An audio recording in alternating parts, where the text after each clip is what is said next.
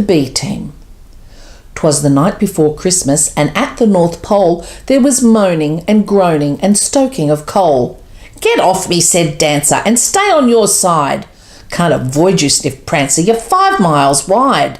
"Stop squabbling," said Dasher, "it's nobody's fault. Here, try this with lemon, or maybe some malt."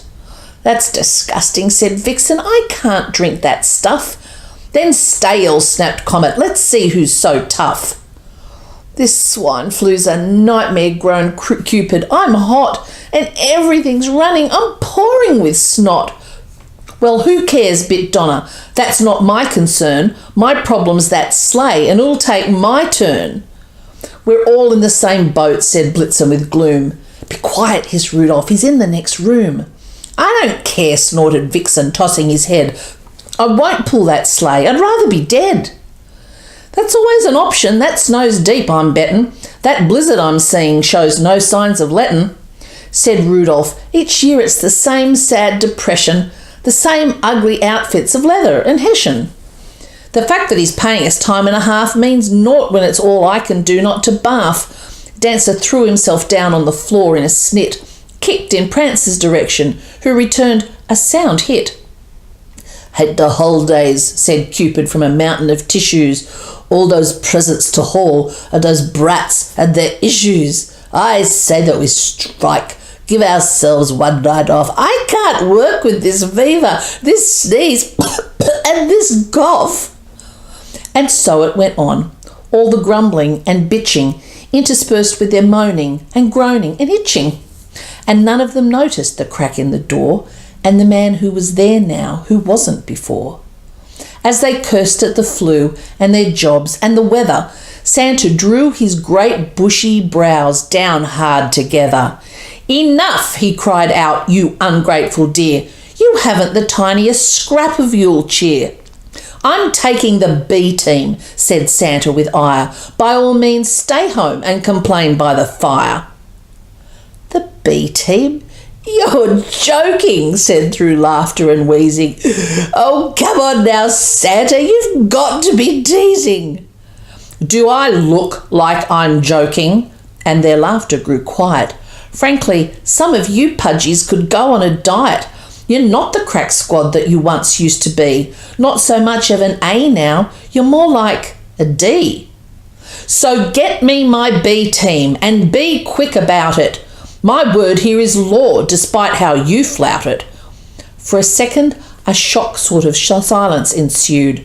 "Get moving," yelled Santa, his anger renewed. 10 minutes passed quickly, then 10 more, then 5, till finally the B Team began to arrive. "Hello, Santa," said Slasher. "How's the wife and the kids? Nice to see you. I wouldn't have missed this for quids."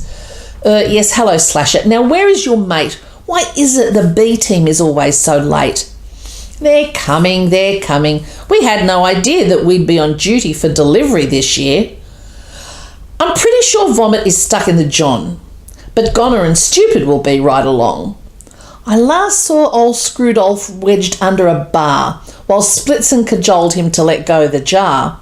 The rest, I'm not sure, though it might be worthwhile to check the casinos along Vegas Mile. You know what they're like, Nick. They're fine in the pink, best reindeer alive, till you give 'em a drink." "They're here," said St. Nicholas, relief plain in his voice. It was clear that he questioned how wise was his choice. "Line up in twos, please. We have work to do.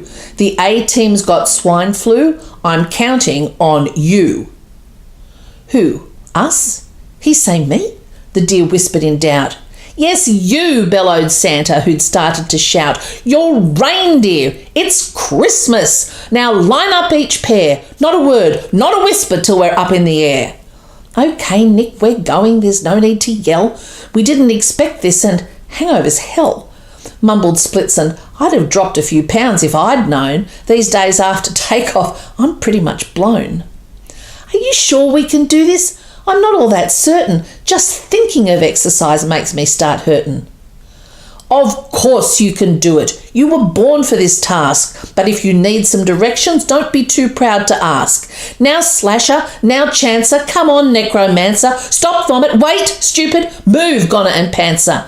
And Splitzen, stop squirming. I know it's too tight. Lead us out, Reindeer screwed off. Not left, right. The hours ticked past, and back at the house, it wasn't worth talking, not even to Grouse. Each reindeer was basking in knowing for sure that, compared to the B team, they were cool to the core. That bunch of no-hopers hadn't one single chance of having the stamina to make it past France. As for circling the globe, there was no chance of that. The B team was ugly and most of them fat. They laughed to themselves as they pictured the scene, and the more that they laughed, the more they grew mean.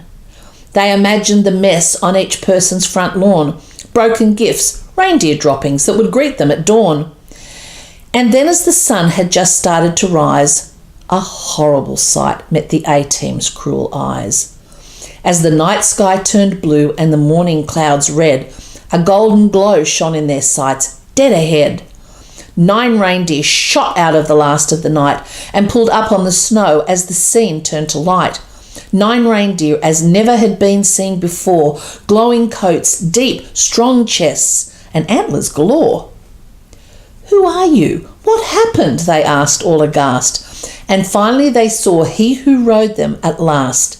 St. Nicholas, our Santa, leapt out of his sleigh, his heart bursting with joy on this fresh Christmas day. "Don't you know them?" he asked his struck dumb caribou. "Don't they rather resemble, well, look like, well, you?" "Oh, not as you now, so judgmental and cruel, when even God's son looks to you like a fool.